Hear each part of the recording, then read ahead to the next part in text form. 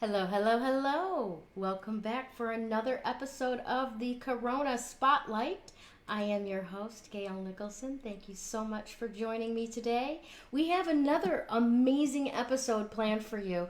Today's stuff is not just about altering your habits because of coronavirus and sheltering in place and all the things that we're having to do with quarantine right now. It's also about altering your health for now and for the long run. So, before I get too far ahead of myself, let me introduce to you my guest for today, Dr. Joan Tekula. She is a specialist with anti aging through biohacking, and I am so very excited to talk to you today. Thank you for joining us. Thank you very much for having me, Gail. I appreciate it. Looking forward to Absolutely. this. Me too. Me too. We've got so much to talk about. Um, so let me just kind of check in to begin with. How are you doing with this sheltering in place? How are you doing with everything that's going on? What are you seeing from where you sit? Well, from where I sit, it's very limited because I've been home, indeed, sheltering in place. So I only have a view of two streets and my two dogs. How am I doing with everything? There's a lot of sadness, sick, loss, fear, and that all is, it's out there. And I know that everybody is experiencing a different experience based on the people in their lives and whether they are actually intimately involved with people who have been infected or if they're kind of isolated like I am. But that being said, I am doing very well, actually, sheltering in place. I've lived alone for quite a long time. My kids have grown and left, and my knee jerk reaction was to have sold my large home and downsized. And thank God I didn't, because me and my two dogs live in this big house, and it's my village. This is my little town, my town right here. All of it, the grocery store, the everything on my entertainment. And I'm good at being alone. I enjoy my company, and I work from home a lot of the time. So the transition has been pretty good. I have an awareness that things are changing, that even when this lifts and people are safe to go out and, businesses resume and people are going out and communing, getting together in public, that things are not going to be the same. And I'm wondering what it's going to bring about. I am kind of the eternal optimist, and I think there's going to be a lot of very positive change. So that's where I keep my sights. Excellent, excellent. I tend to agree with you. I think that this is a gateway into some better possibilities than the track that we have been on for a long, long time. And that's just my own opinion. And like you, I'm the hopeful optimist. Um, yeah, rather than a hopeless romantic, I'm a hopeful romantic, so to speak. I You like know. Now, I wanted to talk to you just a little bit about the fact that you do live from home, right? And so it's not like the neighbors are coming by for coffee. What do you do to reach out and connect with other people? Or is it just you and the dogs? Right now, it's just me and the dogs. Been doing a lot of electronic connection, Zoom. I celebrated Passover with my family and extended family. We're all in different states. We were able to bring more people together for a Seder than we usually can because of this technology. Just a little background. I don't think we covered that.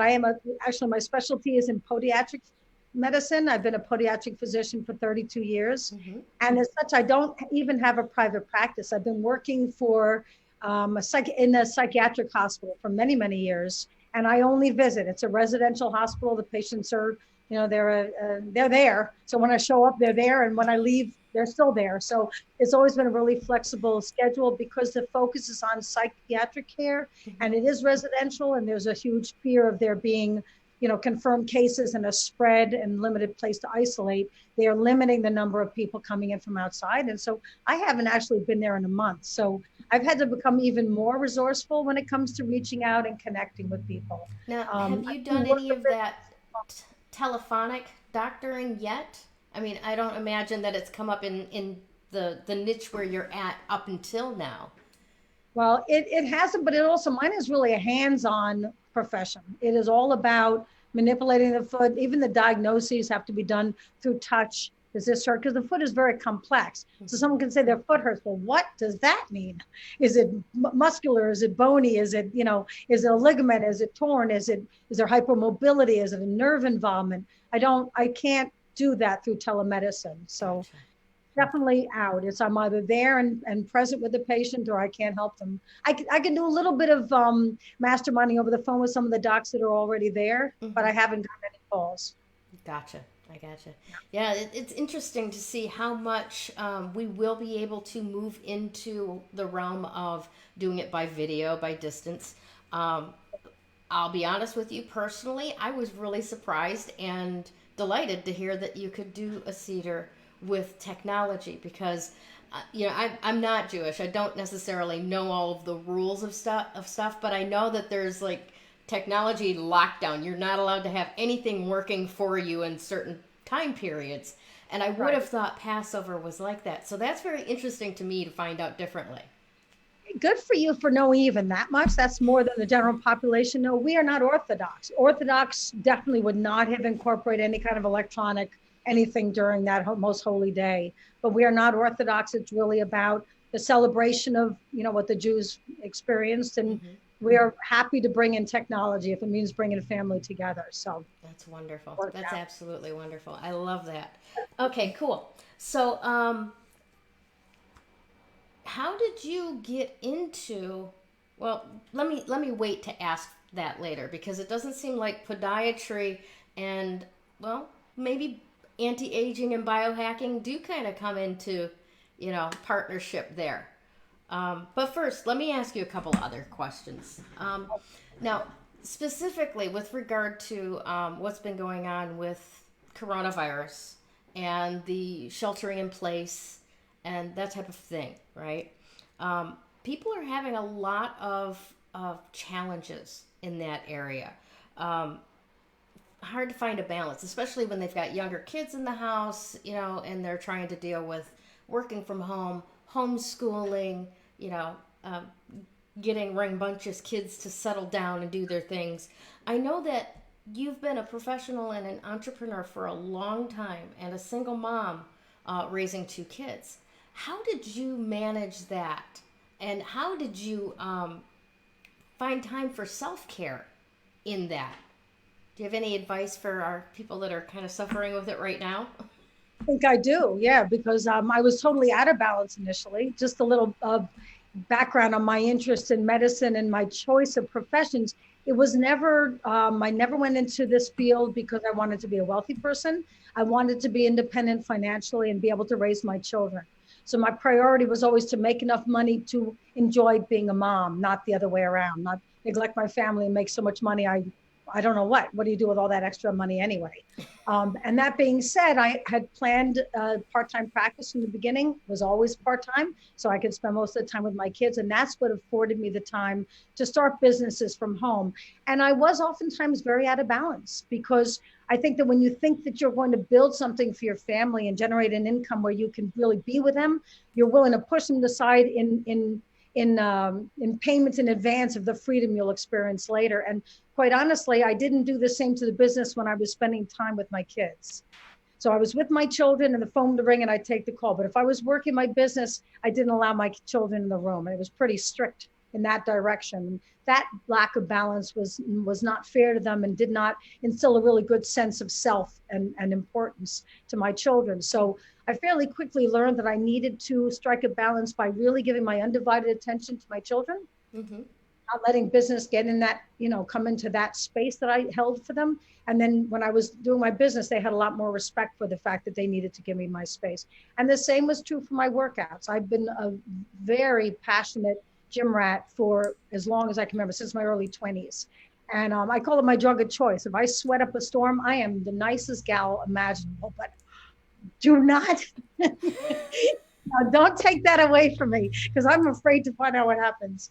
So I taught my children, even as babies, I would say, if you fall down, kiss your knee, you're your mommy. Right now, mommy is taking care of herself so she can be a better mommy.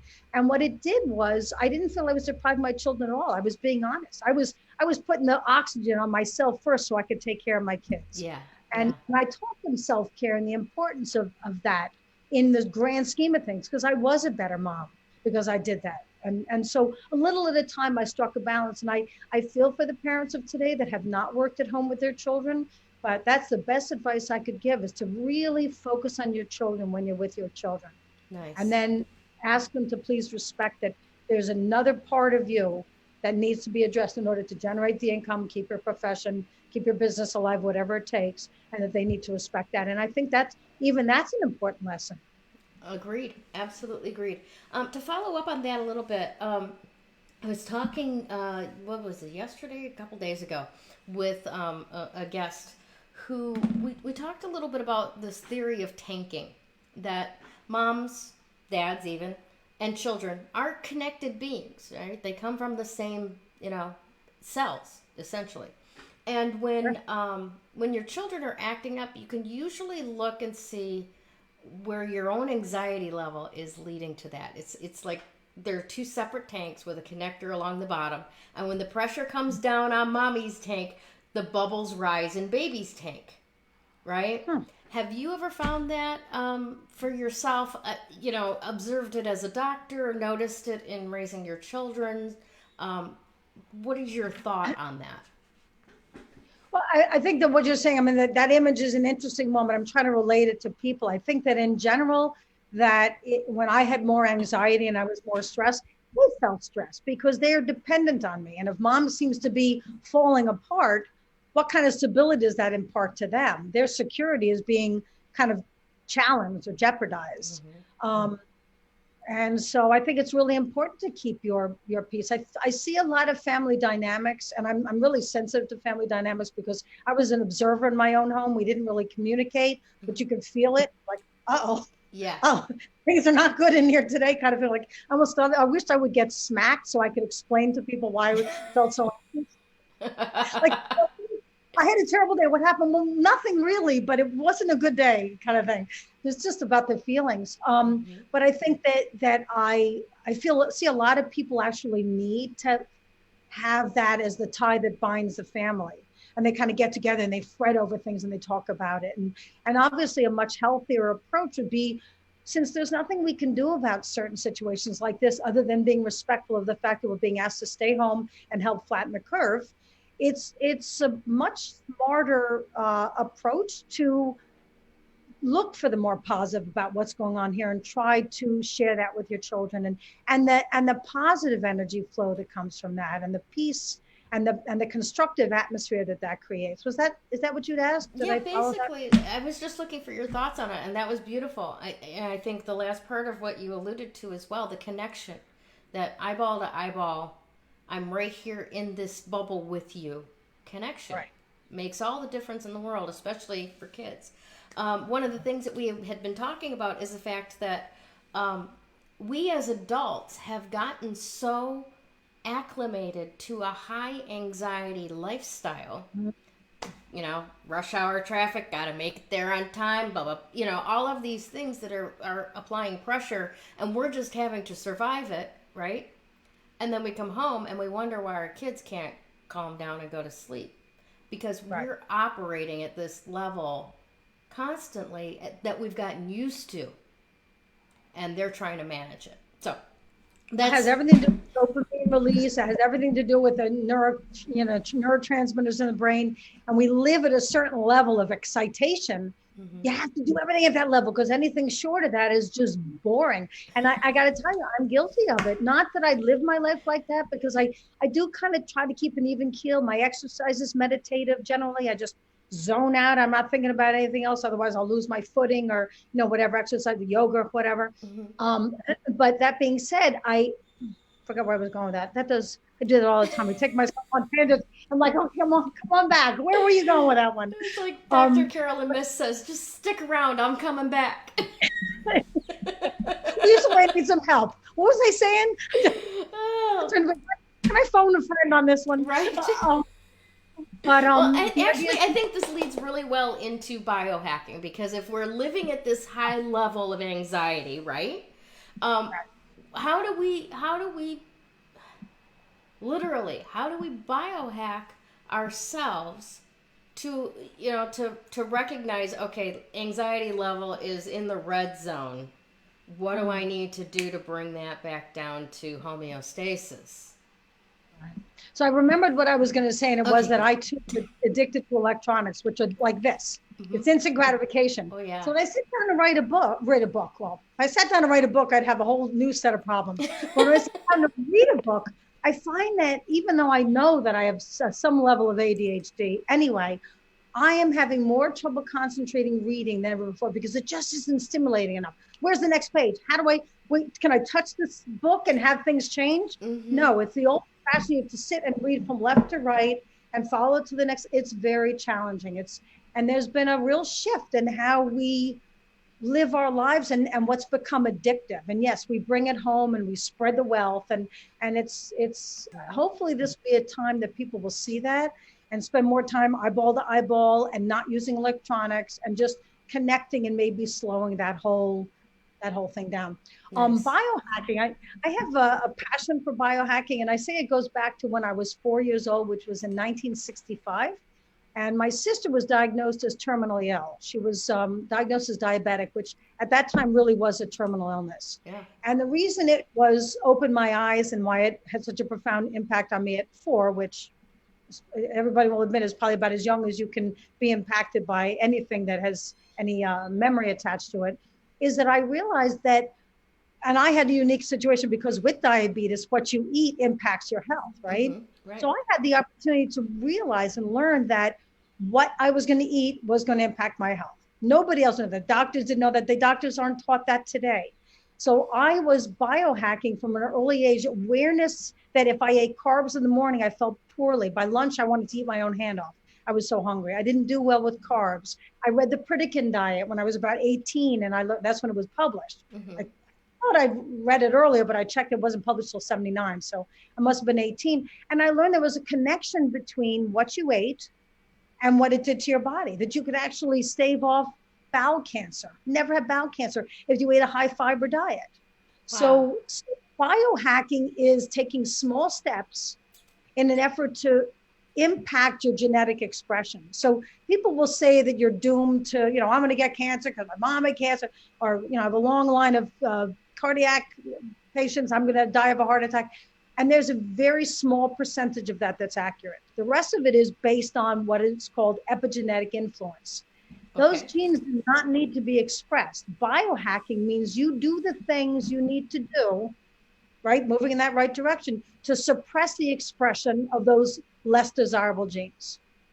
Interesting. So, and that includes a spectrum of things. Biohacking can be making sure you get a good sleep, an exercise program, eating right, thinking right. Your thoughts and your beliefs impact strongly on your health. And that's why there's such a thing as a psychosomatic illness. It's not you're imagining it. You're every bit sick. The blood work will show it. Your symptoms will show it. But it came from your psyche. You believed it, and therefore you expressed that, and now you are truly sick because of that. So likewise, now, I have an example of that. Sorry to interrupt you. I do want to interrupt you, but this is actually as real as I can explain it. There were times when I was younger where I would call into work basically just feeling awful because I didn't get enough sleep, or maybe my hormones were acting up, right? I did not want to deal with work. So I would call in and tell my boss that I was sick, and I'll be damned if by 11 o'clock that morning I had not literally thought myself into exactly the sickness that I told my boss that I had. Once I recognized that, I'm like, I'm not lying about being sick ever again. Like, the cost is not worth it. Right, exactly. Well, you're powerful. You're a powerful manifester. It doesn't always come that quickly, but it certainly can. And like I said, I took that vow at 4 that I don't do sick, and I don't. I mean, I can be around sick people. I can share a drink with them, and I just don't tend to get sick from it. And I know it's a decision. For whatever reason, my immune system is hyper vigilant, or there's. Well, I think it's not just one decision. I think it's a lifestyle of decisions. It is the building your, bodily strength through exercise. It is managing what you eat because you know how it impacts your body. It is strengthening over years of making these wise decisions, of strengthening your immune system. So you and I might go, okay, this is a no-brainer, but this is not what the medical industry is being taught. is No, health at all, is it? no, because there's no money in prevention. The money is in the sickness. There's no money in cure. The money is in the maintenance. Mm-hmm. It's sickness maintenance. And it's not, I'm not being anti, Western medicine, even though I am. That's the reality is when you look at the practices and what we're taught, it's like, let's find the sick person. They're sick and we know it because their blood work says so. Not, they're telling me I have symptoms, they have symptoms and they don't have blood work changes yet, but I'm going to trust this person. Let's see what we can do to prevent that from happening in the first place. That's not the training of the conventional Western trained physician.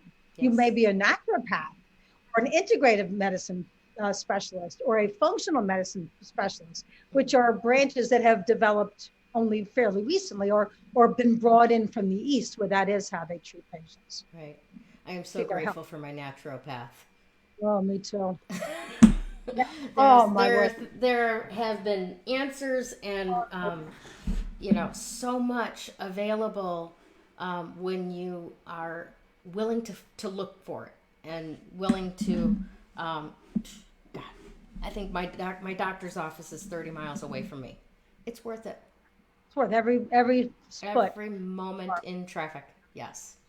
Yeah, her was a perfect example. I had blood work done with an MD because that's the only gynecologist I could get. Mm-hmm. And she said, no, your levels of progesterone are too low. So I go to the naturopath. He said, of course they're low because they're all in the receptor sites. Your blood levels are always low. Like, you should know that, but that's not important to her. She teaches blood work. I am a person, not I'm a comprehensive. If I say that I'm irritable and whatnot, I think my estrogen levels are low, don't take my blood.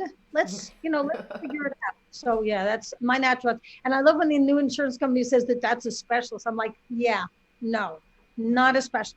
That's what I use for my primary medicine because I'm not going to these MDs that see my cholesterol's high, but fail to notice it is because my HDL is through the roof. Mm-hmm. Let's pay attention to the fine points of this stuff. And what is the relationality of it. That was one of the things that I learned going to my naturopath when she did do my blood work. She's like, look, most of the time doctors look at it on, is this number high or is this number low? But we're looking at the entire system here. Relationally, is it high compared to this? Well, no, they're all high. So guess what? You just set yourself a new bar. Right. What's really high and low for you? That's different than what the compendium says that this is supposed to be a high number and this is supposed to be a low number. It just doesn't fit when you get down to individual science. What's your body say? What's your body do? I'm 4'8" tall. Don't give me a normal dose of anything. I will, it'll have more to it than I need, We got to do kids dosing for you. Pretty much, yeah, for the most part. Until quarantine 15 hit, I was, under 100 pounds. Oh, please, don't even go there. I thank God I have a walk-in. Part of my effort to biohack my health, I own a backboard, a neck hammock, a Peloton, and I have a walking treadmill desk. So it's a treadmill with the desk is attached so that I don't have to sit because, as you know, sitting is the new smoking. Yeah. So if I'm not outdoors walking, I can walk on my treadmill for hours. That's just slowly, just so I'm moving. I love it. There's elements of biohacking. It's become a little bit newer and it's more focused on food. And it's the science or the practice of using plants and plant products to impact genetic expression. Now, is that what nutrigenomics is? Or is that different? That's my understanding. Nutra meaning nutrition. And genomics meaning the impact on your genes. So awesome. Yeah, I believe plants and plant. Yeah, not to be applied, but to be ingested. Okay. So tell me a little bit more about that because this is the first time I've ever even heard this word really and had it stick, is nutrigenomics. So eating food with the intention that it's going to actually impact your DNA. This is interesting. Right. By the DNA, we mean the expression of it. So every DNA strand has all the genetic material for you. That's what cloning is about, right? Mm-hmm. But within that, you have negative and positive things. You have your blue eyes, you have your darling little stature, you have your whatever, your great sense of humor or your strength in your body or your muscles, whatever. But you also have the propensity towards certain weaknesses that are genetically transferred. And those do not need to be expressed, as I'd said earlier. Just because you come from a long line of people who have cancer or diabetes or autoimmune diseases or whatever, you can have absolutely no diseases whatsoever. And one of the approaches to that is through nutrigenomics. And I think it includes doing things like taking iron if you're iron deficient, and folic acid if you're pregnant, to make sure you don't have a baby with spina bifida, and all these, what do you call it, palmetto, isn't it? Saw palmetto for men and prostate problems, those kinds of things. But it's also in general, food matching, getting adequate amounts of a variety of foods so that you get all the nutrition you need. So even things you need trace amounts of are present. Because the body is incredible. It's a healing machine. It can compensate for a lot. It will take from Peter to pay Paul and make it work. But over a long period of time, if you have deficiencies, there is a breakdown of whatever system is most immediately impacted by that, or wherever your genetic predisposition is to have a weakness. Okay. So that's the idea of plants and plant products. Very interesting. Very interesting. Yeah. So I was one of those like you, where I grew up in a household where my mother's mother was a brittle diabetic, and she died when my mom was 13. So because of and what they mean by a brittle diabetic is what you can eat, you're mostly allergic to. So it was very, very little that she could actually eat that was good for her. Actually means that the blood sugar, so a brittle diabetic generally is a type 1 diabetic, which means they have pancreatic failure, rather than more of a lifestyle diabetes where you have insulin insensitivity. The insulin receptors on the organs that are supposed to take up the excess glucose from the blood, those being like the liver and the muscle cells, those receptors become insensitive because of abuse, because of an excessive amount of sugar, and there's constant what's called a hyperinsulinemia. So when you eat something with sugar, your pancreas is told to release insulin. The insulin goes to these receptor sites and say, take the glucose up. Well, if you're constantly have these elevated levels, the pancreas is like whopping out tons and tons of insulin beyond what you need. Then you have a drop in blood sugar and a decrease in sensitivity of the receptors. I hope that wasn't too No, detailed. but that makes complete sense why my mother would tell me when I was 3 what she couldn't eat, rather than the explanation that you just gave, because I was just little at the time. She's like, yeah, this is what happened to grandma. And the idea is that there's certain things that are cause more instability in the blood sugar than others. And that's what the diabetic diet is about. They can eat ice cream, but not pasta, because pasta is a rapid rise in blood sugar, but ice cream is slowed down because of the fats. And brittle means the blood sugars go very high and very low. Very high is dangerous, very low is extremely dangerous because the brain only functions on glucose. So below 40 or so, there's actually deprivation in the brain. Gotcha. Interesting. Like stroke. Interesting.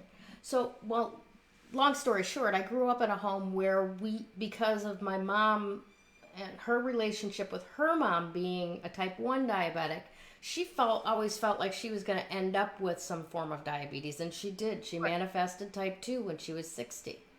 And my godmother was born with a hole in her heart. So she was also diabetic. So all growing up, I learned how to bake pies without sugar and stuff like that. It was just what you were conscious of in life. And I don't know where exactly I was going with that, but I can tell you where that's a perfect example of nutrigenomics. You influenced your genetic expression through your food. You avoided the sugar, the insult. Mm-hmm. And as I got older, actually I was working a cubicle farm kind of job with a wonderful cafeteria. And I put on about 20 pounds and went to the doctor, and they said, you're pre-diabetic. And I knew exactly what to do for my body to get back out of that tunnel with no exit, because of all of that, because of learning growing up that nutrigenomics or nutrigenomics. So in this case, you turn your genetic predisposition into an asset. Instead of succumbing to it and saying, throw it out my hands, I'm going to have diabetes because everybody in my family has it. You said, wait a minute, I know what that looks like and I know how to avoid it. And you execute it. Yes. And you're safe. Yes. So how do we get this in schools? Say that again? How do we get this in schools? So they're teaching the kids all the way along. Hey, are you predisposed to this? Okay, this is what you need to do to reverse engineer it, so to speak. We do it one person at a time. We're on a mission here. There you go. This is what I'm all about, and the people I surround myself with. This is what we do. Awesome, yep.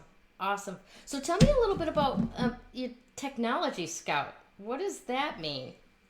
So I've been a passionate entrepreneur for many, many years. And well, that means that I've spent a lot of time making no money and it's cost me more than it's earned me. That's really what that means. But with all that investment, I've learned a lot about business and what works and what does not for me.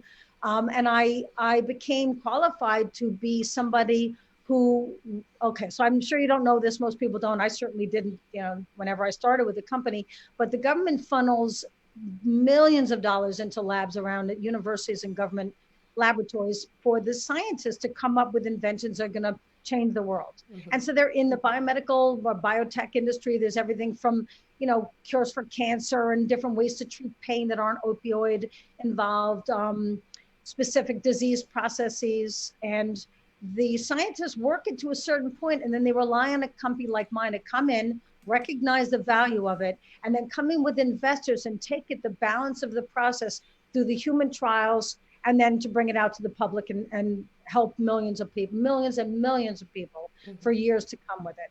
That was my job, because I have a medical degree and the knowledge of the human body and what would be unique within medicine mm-hmm. and the business background. I was in charge of looking for technologies that I felt were really important and needed to come to market.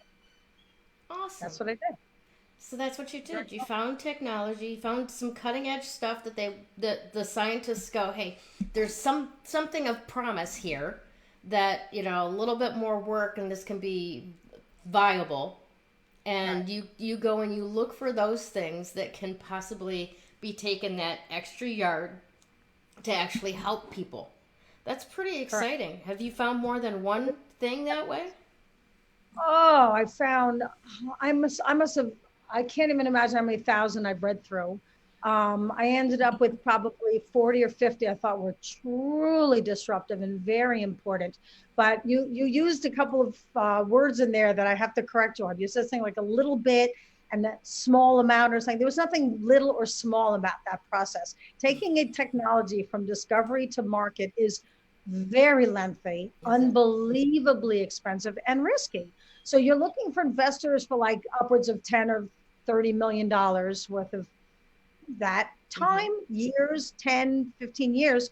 And then at the end of the day, there's a risk attached, which is that for whatever reason, it may not be viable, for market. So it was a very exciting and very, very risky career. I enjoyed it tremendously. I learned a lot, but I also learned that that's not the path I want to follow. I'm 59 years old, mm-hmm. which is not young, but I'm not old. It is not old. It is young, but it's not young enough really to be waiting around 10, 15 years to see if something's going to take off. I wanted to do something now and impact people now. Gotcha. So you shared before about some of the medical breakthroughs that you've been working with. Do you want to share some of that with our audience today? I would love to. And I'm going to do my very best to start small to give us a point of reference and keep it simple enough, because I could definitely go on and on, but I promise I won't. And if at some point it sounds like I'm just going into too much detail, just go like this, just right above the screen so I can see it. And I cut it off. So we are made up of trillions and trillions of cells. The cell is the smallest independent functional and structural unit in the body. A lot goes on in the cell. That's the one that, as a sperm and an egg becomes one cell, which become 2, 4, 8, and then all of a sudden we're human. Mm-hmm. And that differentiation process just means that, the cells in that structure know that they're a skin cell versus a kidney cell, but all the cells are the same. Well, you can imagine if that cell is sick in any way damaged or dysfunctional, it is not optimally functional. Right. And I liken this a lot to taking a beautiful new Maserati, my passion car. The sound of that engine just puts a chill down my spine. You take a Maserati, you give it 87 octane, you don't change the oil, you don't change the spark plugs, you don't change the filters, and you take it out on the road. Is that going to perform like a Maserati? Yeah, no. No, it's going to be chugging up the hill. So we have this cell that is a masterpiece, an absolute brilliant masterpiece with all this, and the cells that become tissues, which become organs, masterfully working together, coordinated efforts to have this whole thing go on for us to function, to be able to move, to be able to think, to be able to eat, digest, and all the feedback mechanisms. So I looked at the cell. Mm-hmm. And I learned that there are things that constitute what we consider aging, and they occur at that cellular level. And there's 3 of them primarily. One of them is about oxidative stress and free radical damage. And I'm sure you've heard of oxidative stress. Most people have. So free radicals are created actually by the cell in the process of making energy. And that's wonderful. You need that energy because you're dead in a second without it. Right? Your brain can't function, your nervous system doesn't work, your heart doesn't. So it's not about running a marathon, it's about sitting still. And so in the process of making the energy, these free radicals are made. And when we're young, we have a system in place in the body, within the cell, that makes antioxidants. Something like 1,000,000 to 1. Like there's no question that there's more than adequate coverage for these free radicals, so there's no damage. But as we age, the system slows down, and the free radical damage accumulates. And that's why there's a chart that looks more or less like this when it comes to disease. Young people aren't expected to get disease, but you hit a certain age and it just accelerates exponentially because of the cumulative effect of the damage to these cells and then their inability to perform their function. Does that make sense? Yep, it does. Absolutely.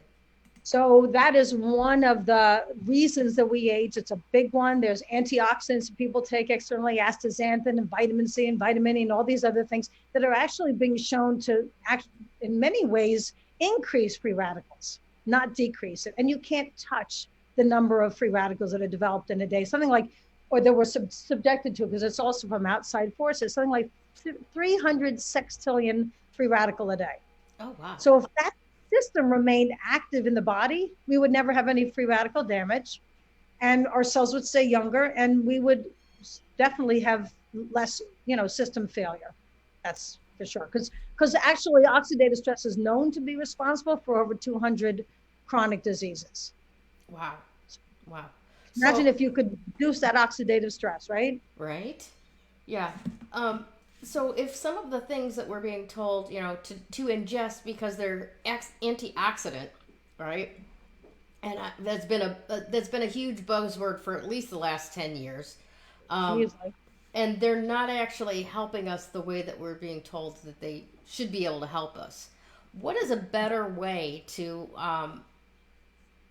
support our bodies in creating more of those naturally, rather than taking a pill that's got this in it that's supposed to do this and it's actually like getting messy all over other things? What's the best way to spur the body itself into, hey, let's do a little bit more of this for a little bit longer? That is the $1 million question.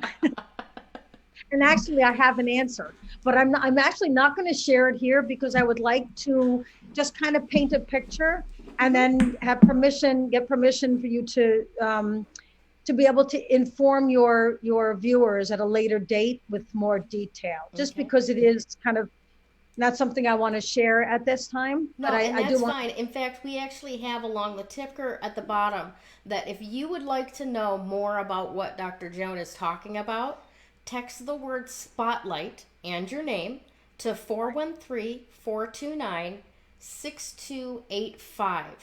And she'll schedule a private conversation with you to talk about your body, and what can be possible with it. All right?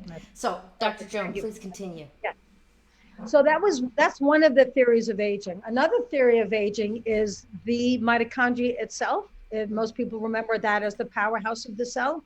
As we age, there is something called mitochondrial biogenesis. It's the process of creating more mitochondria, which you're constantly making new ones. As they fail to work, you need to create another one within a cell. If it gets damaged, you need a new one, repair of that cell. And as cells divide, as they do when you're growing or when cells die off and you need to replace them, you need to have a brand new mitochondria in that, many new mitochondria in that cell so they can perform their function. Well, as we age, that system too begins to slow down. And the obvious consequence of that is now you have less energy, which is picture an older person, right? We all say, thank God I don't have my young children here at 60 or 59, whatever I am. I have the energy. I still have the energy for them. I really do, but I don't want them, but I could handle it. But when you're young, you've got these little kids, you're racing around with them, and the grandma's looking, going, thank God that they've got the kids. The older we get, the less energy we have. That's the obvious consequence of having fewer of the energy producing organelle. But there's also a whole host of diseases associated with that dysfunction as well. Mostly in the area of degenerative neurological diseases. And that's because the nervous system is firing 24/7. There's no break. Your vegetative functions stop. Your brain doesn't stop. Whatever you've done, you're not moving. So there's fewer there. But if you have dysfunction and a reduction in number, there's a potential for some pretty serious conditions there. And the third most recent and most frequently studied now, although you said you've known about antioxidants for years, there's tens of thousands of studies on oxidative stress, and then various ideas of how that it could be cured. And there's fewer of these other two, but right now there's a lot of research going on by anti-aging scientists at MIT and Harvard. And it's around something called NAD, which is a very abundant enzyme within the body and a cofactor in many activities. So one of them, NAD, is nicotinamide adenine dinucleotide. It's located in the cell, of course, and it's involved in energy production. So that process in the Krebs cycle of going from glucose to ATP, if anyone remembers that, requires NAD. It's also required for autophagy, which is the cleaning out of the debris of the cell, which is really important. It's like anything else. You picture an accumulation of dirt or waste product, it impairs the ability of the high functioning parts of that organism or that entity. And then it's also involved in this is what the recent discovery is, something called sirtuin proteins. And sirtuins have to do with that DNA strand, and they actually physically, literally sit on it, protect it, repair it, and also control gene expression. So as we age, a third system that's slowing down is the ability to replenish the used NAD. So as we have decreasing amounts of the NAD, we have less attention to the sirtuins. And when they leave their watch, you have a cell that's unguarded. It's not completely functioning as the cell that belongs in that organ system. So if you have a kidney cell and you have a skin cell and they're differentiated and on target with their task, then you got it all going on. But the sirtuins leave their watch and they kind of wishy-washy in their functioning. You don't really have a cohesive sort of function going on within that cell. The genes that are being expressed are not in line with the organ system. And it's responsible for a lot of disease. And what they're finding is when they're able to promote NAD production through caloric restriction, so that's where people know intermittent fasting and the benefits of that. This is one of them, somewhat of a rise in NAD levels. You have a restoration of that system to some extent. And that is what they're finding with the mice they calorically restrict, is they have demonstrably, appreciably, and quantitatively increased lifespans, but most importantly, health span. They remain healthy.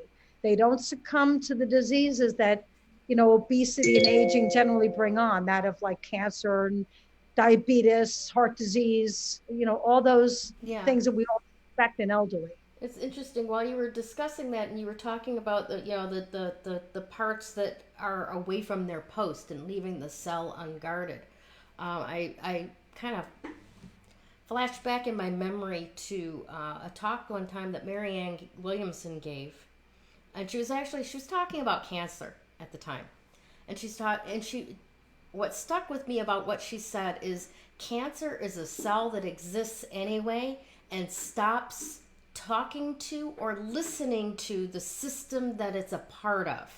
So one cell goes rogue and it starts, for lack of a better term, rotting the body. Now, is that accurate as far as your perception? Absolutely accurate in the big picture. The big picture being that the body is a phenomenal healing machine. And all these feedback systems, there are cells that go out there. And when there is 1 to a million rogue cells, which occupy a spot you couldn't even see with a microscope, and they begin to grow out of control, that's the beginning of cancer. And it happens in all of us all the time, all over the place. But we have this whole system of cells that go around and they're looking for this. And autophagy, they actually kill those cells. So why did that system fail? Why didn't it recognize it? Was there too many of them in 2 different places? Was there an impairment of that system that's supposed to recognize them? What about our external environment or the way we treated our bodies made us ill prepared to take on that challenge? Yes, that might be specific to sirtuins leaving their watch. It could be anyone. It could be too much free radical damage so that the cells are impaired. It could be any of one of a number of these things, but there's no doubt that cancer is not so much something someone gets, but was unable to prevent. We're unable to combat it early on. Gotcha. Interesting stuff. Lots of really interesting stuff. All right. Do you have any final words that you would like to leave our audience with today, Dr. Joan? I think that, I really appreciate the opportunity to speak here. I hope this goes out there and hits a lot of people, because I think we feel somewhat out of control in general, out of control with what's going on in the government, certainly out of control with what's going on with the coronavirus, the economy, with our genes. Oh my gosh, I'm fated to a whatever. I'm home. I'm going to have to put on weight. I mean, we're constantly seeing ourselves as victims. And you know what? I've never played the victim role. My children were allowed to say something once and then they did something. Complaining was not an option. You do something about it, because there's always something. So if I can impart people with nothing else, it's the fact that we have a lot of control over our lives and our fate, especially physically and medically. And that when you understand, some people go, oh, forget the plastics. I want to live my life. Well, no, because it's quality of life in the meantime. No. And if you're of the mind that you'd like to live your best possible life, and with all your faculties and all your abilities, and then there are things you can do. And when you start at the cellular level, that's key. You work your way from the cells up, because there could still be a failing within an organ system that didn't involve the cell, but you can be sure that every cell's damage is going to be reflected through the whole system. So I would be very honored to be able to have a one-on-one and share more of what I know with anybody who was looking for a change and ready to take control of their lives and their health. Excellent. Excellent. And to that end, once again, for all of our audience today, please text the word spotlight with your name to 413-429-6285. And Dr. Joan Tekula will reach out to you and schedule a time to have a conversation one-on-one together. Okay? Awesome. Thank you so much, Gayle. It was a wonderful experience. I appreciate your time. Thank you, Joan. Have a wonderful day. Stay healthy. Thanks. Bye-bye. When you actual energy work makes that recovery progress so much faster. That recovery is possible. You do not have to live as a victim until your last days. You have unbelievable strength, and I know that because you're still here. Do you want to create something completely unrecognizable with your life? I can show you how.